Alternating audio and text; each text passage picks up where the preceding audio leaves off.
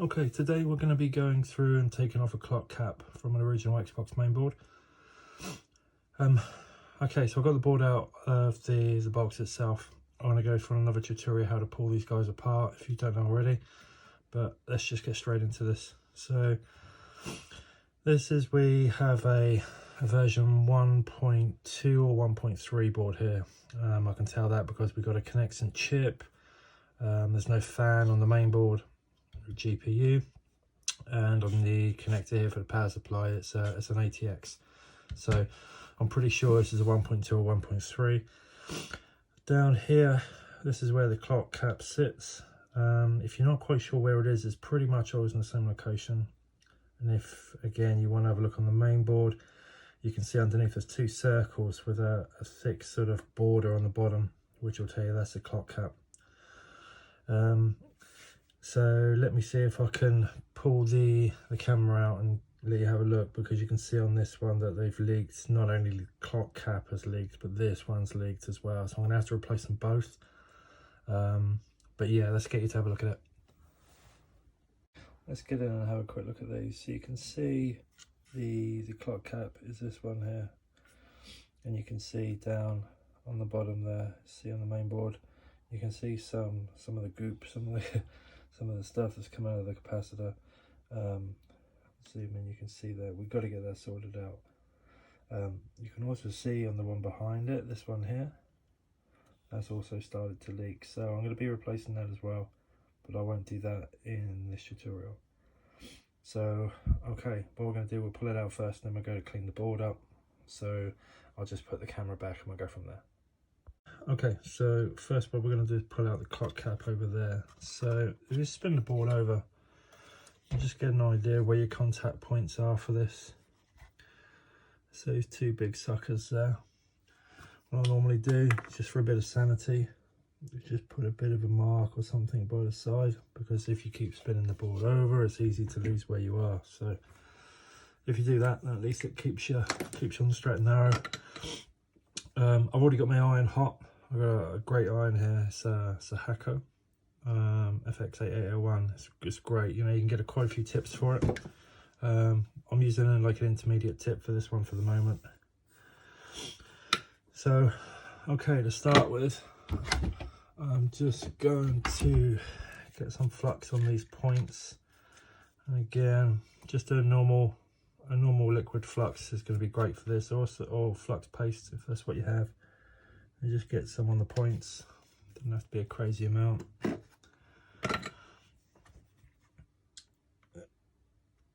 Okay, so what I'm going to do here is just tin my iron. Okay, sometimes what I find is easier is to actually get a bit of solder on there to start with. It helps the solder flow when you come to melt the point.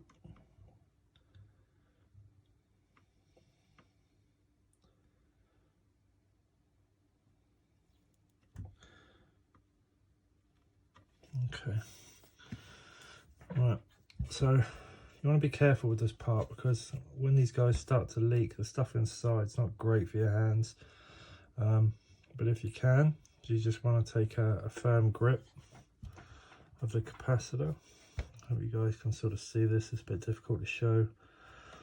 And through heating up one point at a time and just keeping a little bit of pressure,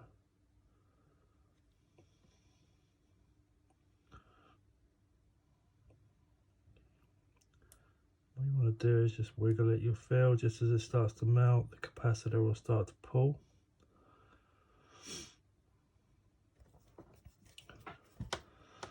Sometimes you just need to get at it from the other side.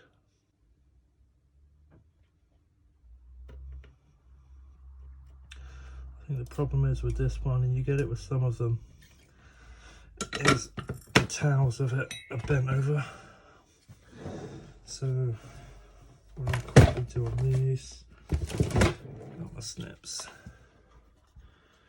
you can actually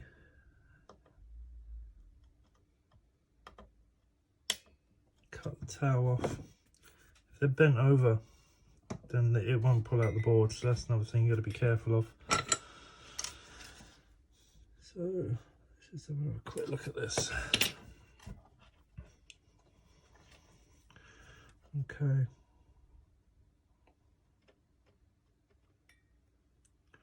So I've just got a little bit of solder on my iron just to help flow the solder.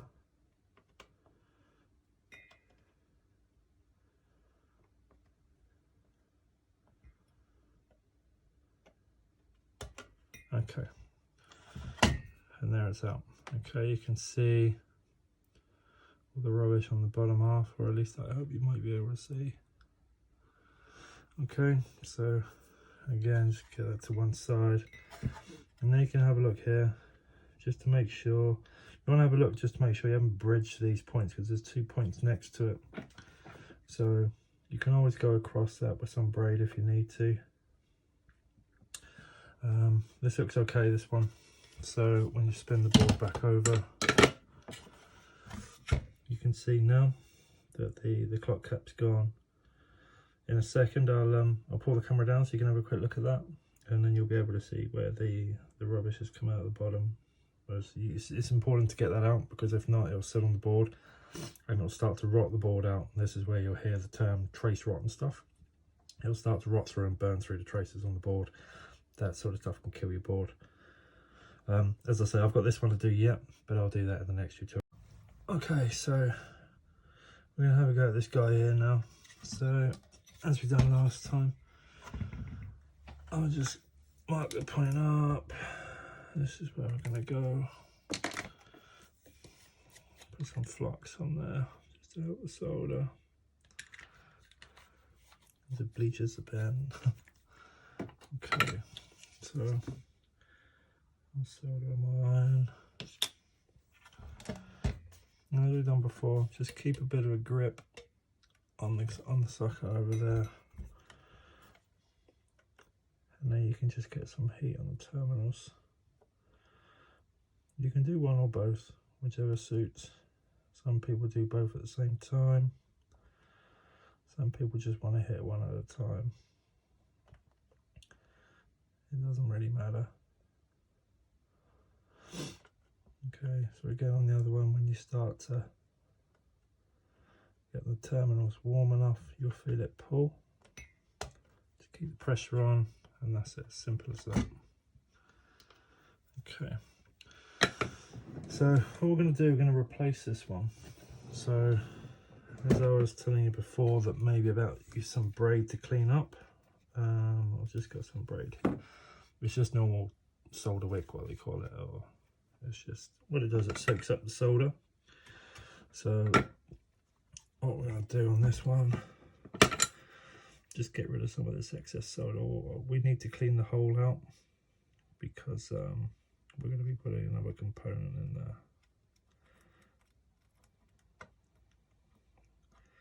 And what it does, you lay the braid on there, get it hot, and it soaks in. Okay. And you can do, see the other side there. Sorry, the other side there. That's all the stuff that's leaked out of it.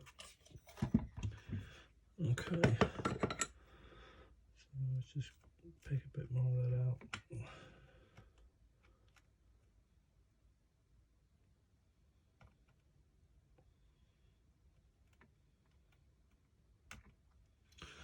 Okay, that'll be fine from that. Okay, so what I'm going to do now is just have a bit of a clean up of the board. So let me just get my stuff together and then we'll be back. Got a few bits together. So we've got some earbuds, or Q-tips as they call it in the States. Some isopropyl. We're going to use this to clean the board up with. And fiberglass pen. These guys just literally compress fiberglass at the end. Clean boards up really great. You get these guys on Amazon for a few pounds, no big deal. Okay, so the first things first, you want to get rid of all the goop on the main board, because that will clog your brush up. So with a Q-tip, just get it wet with some isopropyl and just go around the areas.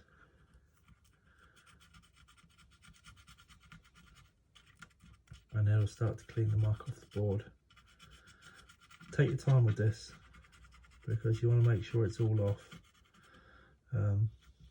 later I'll probably go around, to be honest, I'll go around the whole board and just clean everything. It's always a good way, because if you've got dust or just muck on the board, you know, you got to remember these guys are what, 20-25 years old now, so they're going to gather some junk. So okay, so this, sometimes it takes longer, these ones weren't too bad. You've got to have a look out for, as I said earlier, sort of trace rot and stuff. If you start to see tracks burnt out or little components here that are trashed, you can either have to start looking at them to replace them or scrap the board. Okay, so once we've cleaned them, it'll dry off pretty quick. You can just go across, it just cleans everything up. It gets the last pieces of rubbish off the board. As I say, these weren't too bad. The clock cap we're going to leave. It's not worth replacing these guys. If you're going to soft mod or hard mod them, the date's not an issue. If you want to put it back to stock, you can buy the clock caps online on eBay. A few pounds, no big deal. But as this one is going to be soft modded, maybe T-socked even, which again I'll cover in another video. We're just going to make sure that one's okay. That looks fine. But we're going to replace this sucker here. Okay, that looks fine. So the underneath of the board, we'll just check, just to make sure that there is no issue here. Nothing's bled through. Sometimes, again, from when the clock cap goes, you can come through and burn tracks. You'll see these here. To repair them is a bit of a nightmare. Unless you know what you're doing, you've got to take the coating off the board, because there's a coating on this to stop anything obviously reacting with the tracks. And then you need real fine pitch soldering stuff to get in there and to bridge with fine gauge wire or something, just to bridge the gaps. But yeah, this one looks fine. So that's all ready for the new cap that we're going to put in there now. So if I just get this one out of the way. Luckily I have another scrap board, otherwise you'd have to be buying these online. This cap here is the one that we're going to steal from this board. You can see from this one I've already pulled the RAM chips. Again, I think I'll cover that on another video, because they're quite handy. If you've got dead boards, you can always pull these guys. You'll have two on this side and two on the back side, which I've already pulled. And you can use those top grade of RAM from 64 to 128, which is pretty cool. But anyway, we'll go over that later. So what we're going to do now then is just pull this guy here. So you've got to be careful when you're doing these, that when you're pulling out the old ones, it doesn't matter so much. You just want them out, they're trashed. But if we're going to use this one, then you just want to be a bit careful. You don't want to pull it so much. You don't want to pull the legs out of the capacitor.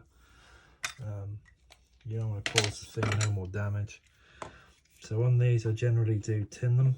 It doesn't matter if you trash the board on this one, because as I say, it's a scrap board anyway. So I'm just going to get some more solder on these.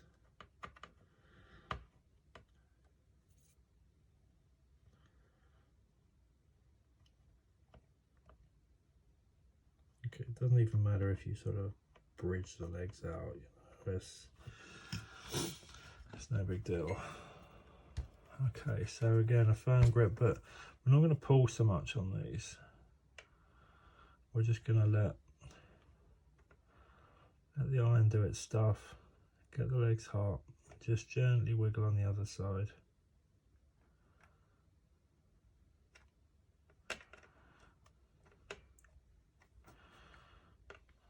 Sometimes they can be a bit of a pain, and watch your fingers on the other side as well, because they can get hot.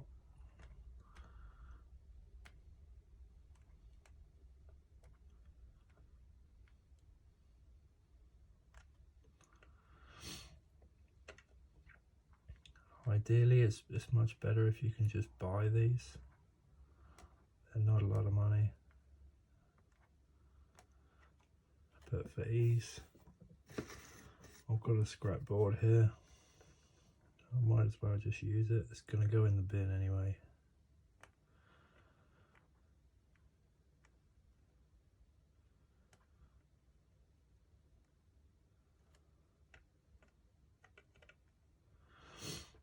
This one's being a bit of a sucker.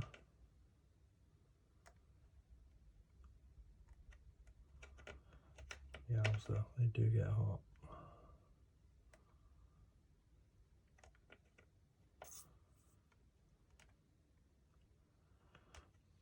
Let's say just wiggle. They will go. Just have to be a bit patient. You know, you get some YouTube videos when people pull this sort of stuff straight away, make it seem so easy, but no, in the real world it's not always that way. So okay, so that's out. That's all good. You can have a look on the bottom. It looks all clean. I've got no top that's popped, so I think that's going to be a good cap. So again, that's a scrap board. We can get that out of the way. Okay, right, back to the new board. Okay, so what we're going to do is just get this cap in now. So just make sure you got no lumps of solder or anything on the leg. You want to keep it nice and clean so when it goes back in. You can, if you've got the time, you can really clean up the holes on the other sides, or you have a solder sucker, something like this. You can actually clean the holes and get these guys pushed straight back in. Just for ease though on this one, I'm just gonna line up the legs on the other side. Heat up the solder on this side, and you can pretty much just push the guys straight through. You just want to make sure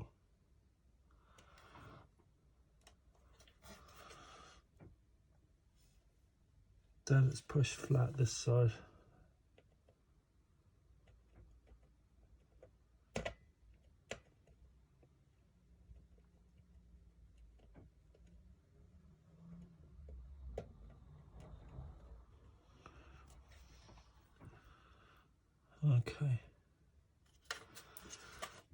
Okay, so you can see that one's in, here's flat. So just go back on the other side just to make sure that these are okay. Obviously make sure that if you did spill any solder, you don't bridge the points or any other points on the board.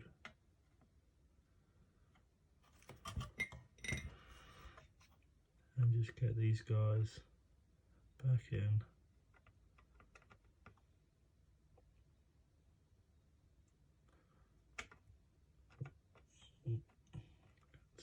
Back up. Okay, I always, just to check these afterwards, I've got one of these guys, just a jeweler's loop, just so you can just have a quick look, just to make sure you haven't bridged, and that they're soldered in okay. They look fine. So okay, that's pretty much it. The board's ready to go again. We've pulled the clock cap, we've cleaned the debris off the board. We've replaced this other cap here that was at fault, and you can do that with any of these other guys as well. If you've got a main board of the same version, then you can obviously pull the cap, clean the board, pull one from your scrap board, drop it in. Just make sure you keep your orientation right and you keep your positive negatives. Mark your board on the side that's got the grey strip, just so you know where you are. Job done. Okay, so this, now we'll go back in the machine and we'll see if it flashes up and see if everything works.